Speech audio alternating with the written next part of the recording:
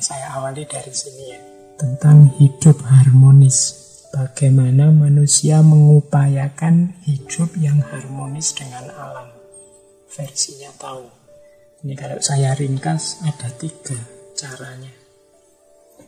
Yang pertama apa? Manusia itu satu-satunya makhluk yang punya daya untuk mengelola hidupnya. Meskipun hidup ini ada sunnatullahnya, ada hukum alamnya. Semua di luar manusia otomatis berjalan sesuai jalur fitrahnya. Nah, manusia ini yang punya daya untuk nyeleweng, untuk taat patuh dengan hukum alam atau untuk sebaliknya. Oleh karena itu, manusia yang sadar akan hakikat hidupnya harusnya banyak mengambil waktu untuk kontemplasi. Jadi kontemplasi ini dalam rangka menyadari bahwa hidup ini sebenarnya sudah ada mekanismenya sendiri. Termasuk hidupnya manusia. Kalau bahasa kita kemarin, kita ini ada fitrah-fitrahnya. Kadang-kadang kita keluar jalur. Karena terlalu banyak mikir, terlalu banyak ngomong, terlalu banyak menganalisis macam-macam, kita merancang sendiri hidup di luar rancangan yang alami. Maka katanya Lao Tzu, ayo sekali-sekali kontemplasi. Bahkan lebih banyak kontemplasi lebih baik. Ketika pikiran kita menjadi diam, seluruh alam semesta akan menyerah menjadi diam itu. Jangan terlalu banyak merekayasa. Jadi hidup secara alami. Segala sesuatu ada waktunya, ada prosesnya. Makanya ada quotes yang terkenal juga dari Lao Tzu, alam tidak terburu-buru, namun semuanya tercapai. Jadi apa-apa ada prosesnya. Kita kadang senang, kadang susah, kemudian kita jadi lebih bijaksana, kemudian tumbuh hubungan yang baru dengan orang lain, macam-macam peristiwa dalam hidup, yaitu semuanya ada jadwalnya sendiri.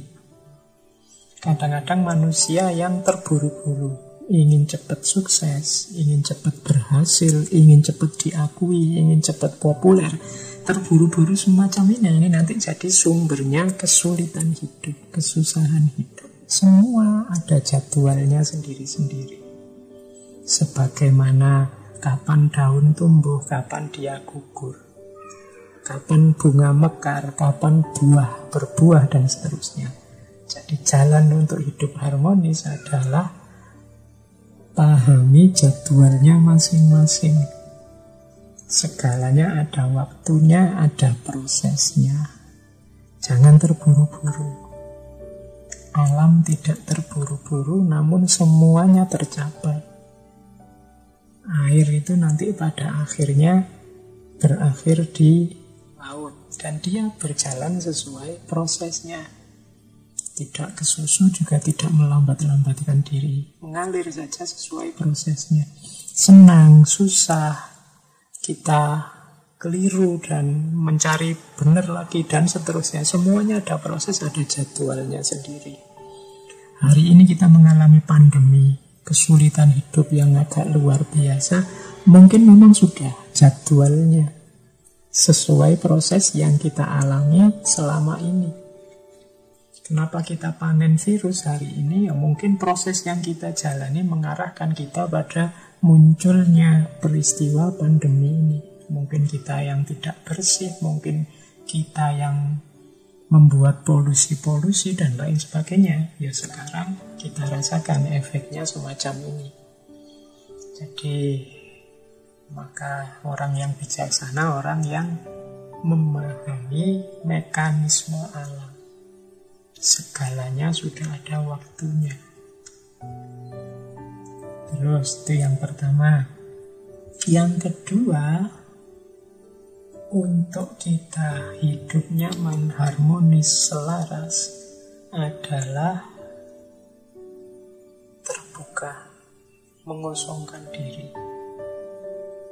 Manusia itu punya ciri yang sibuk dengan pikirannya.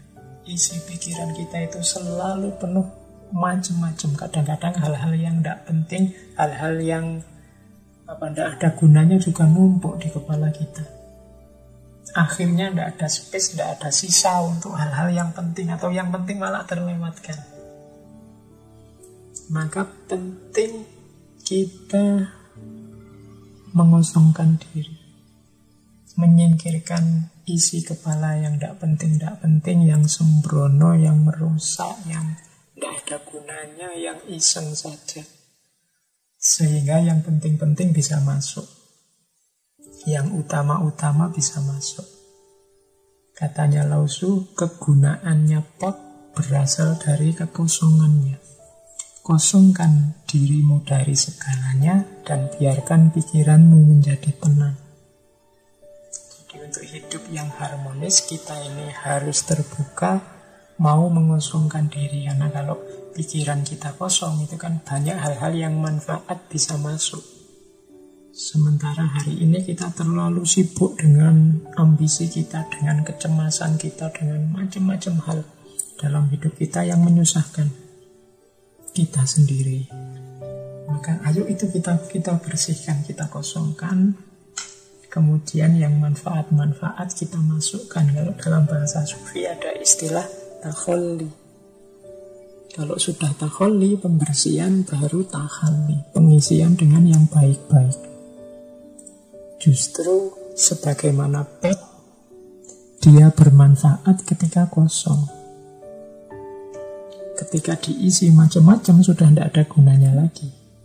Ketika dia kosong, dia bisa bermanfaat untuk banyak hal. Tapi begitu ada isinya, yang manfaatnya hanya tentang isinya itu. Pot itu kalau dia kosong, dia bisa dibikin macam-macam. Mungkin bisa dipakai naruh tanaman, bisa dikasih air untuk minum, bisa macam-macam fungsinya. Tapi begitu kita kasih tanah, ya dia hanya berguna untuk yang berhubungan dengan tanah. Begitu kita kasih air, dia berguna hanya untuk yang berhubungan dengan air. Di luar itu tidak bisa dipakai.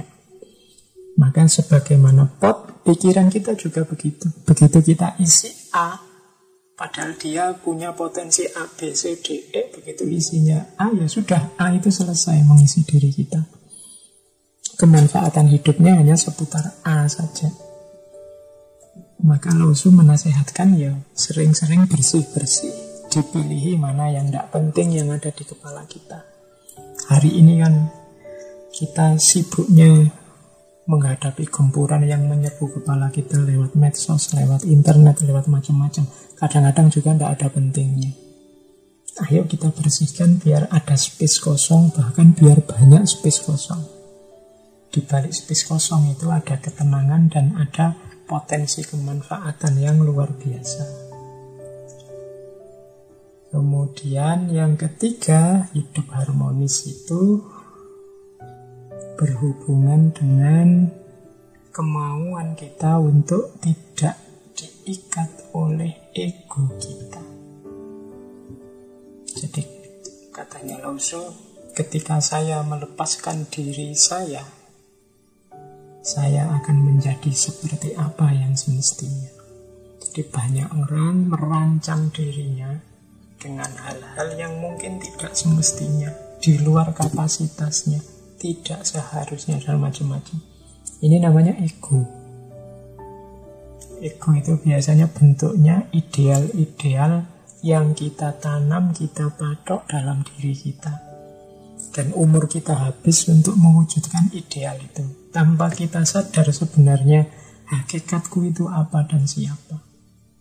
Kita menghabiskan waktu mengkhawatirkan siapa kita seharusnya, sementara kita tidak banyak memahami diri kita atau siapa kita yang sebenarnya.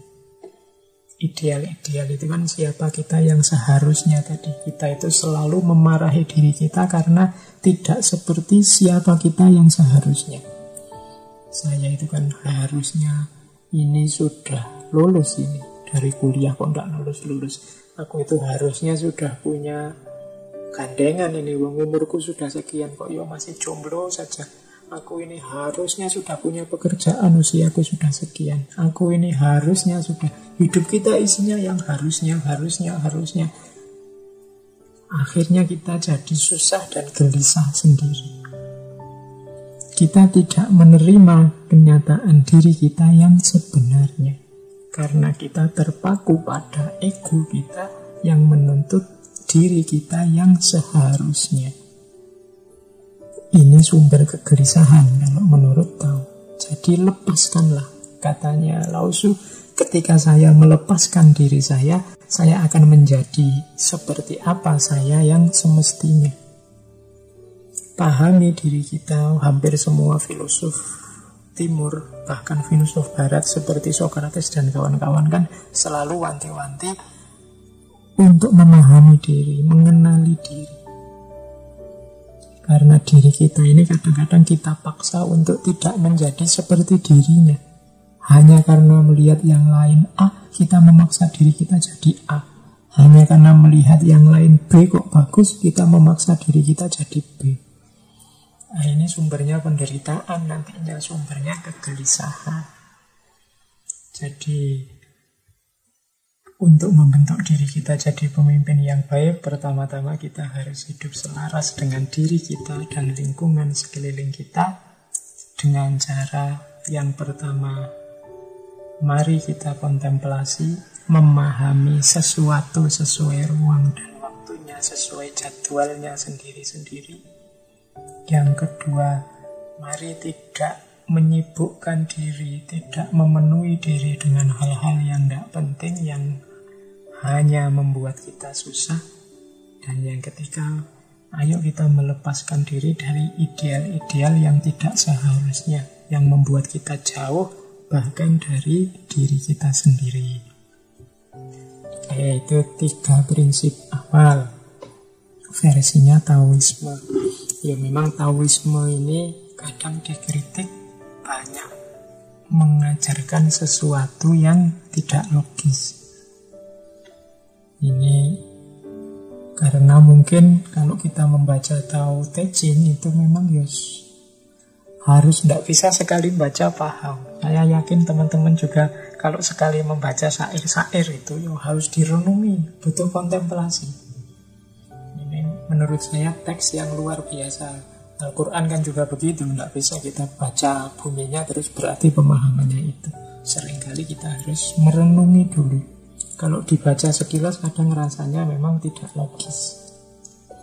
Tapi Lao Tzu ini kan sebenarnya tidak sekedar orang yang mengajarkan kebenaran, kebaikan, tapi dia juga orang yang menjalani dan mengalami kebenaran. Antara mengajarkan dan menjalankan kan dua hal yang berbeda. Karena beliau mengalami dan menjalani langsung, penjelasannya lebih eksistensial kalau bahasa filsafat. Jadi lebih mantap. Kalau bahasanya Imam Ghazali kan ilmu yang huduri, hadir karena pengalaman langsung, itu kan derajat ilmu yang paling tinggi. Bahkan di banyak cerita-cerita Timur itu banyak bahkan orang-orang yang mungkin secara fisik, secara eksternal beliau bukan orang yang pintar membaca, bukan orang yang literasinya tinggi, tapi wawasan kebenarannya luar biasa. Ada cerita yang saya ingat, ini bukan dari Taoisme tapi dari tradisi Zen Buddhisme. Jadi itu cerita ada seorang bhikkhuni menemui Master Zen di Cina, namanya Master Huineng. Master Huineng ini tokoh besar dalam tradisi Zen Buddhisme. Nah, bhikkhuni ini karena ketemu guru besar, terus beliau menanyakan salah satu ajaran Buddha dari sebuah kitab. Guru, katanya bhikkhuni ini, saya tidak ngerti dengan sutra ini di halaman sekian, mungkin seperti itu. Terus Master Huineng bilang, oh kalau gitu coba kamu bacakan apa bunyinya buku itu. Nah, bhikkhuni ini heran loh, guru kok malah nyuruh saya baca. Kalau sudah guru kan harusnya hafal. Kalau sudah guru kan harusnya sudah pernah membaca sendiri, atau jangan-jangan guru ini tidak pernah baca. Terus Huineng tanya ke gurunya, "Guru, apakah guru ini tidak hafal atau jangan-jangan guru tidak bisa membaca?" Master Huineng menjawab jujur, "Ya, jadi saya ini buta huruf sejak kecil. Jadi jangankan menghafal, membaca saja saya tidak bisa." Wah, bikuni ini terus kaget. Ini guru besar ya, baca saja tidak bisa. Terus dia merasa, berarti selama ini aku diajar orang yang tidak bisa membaca, tidak bisa nulis. Nah terus gunanya apa? Master Huineng ngerti kegelisahan bikuni ini, terus berkata begini, "Oke, muridku, kamu tenang dulu ya, coba. Ini apa?" Jadi beliau ini mengangkat telunjuknya, kemudian telunjuknya ditunjukkan di depan Huineng. "Ini apa?" katanya si Master Huineng kepada muridnya. Kata bikuni murid tadi, "Oh, itu adalah jari telunjuk guru." Kemudian Master Huineng menunjuk ke bulan. Nah, kalau itu apa? "Oh, itu adalah bulan." Jadi jari telunjuk menunjuk ke bulan, kemudian bikuni tadi noleh ke bulan, kemudian "Oh iya, itu bulan." Terus Master Huineng berkata, "Kalau aku tidak menunjuk dengan telunjukku ini, apakah engkau bisa melihat bulan?"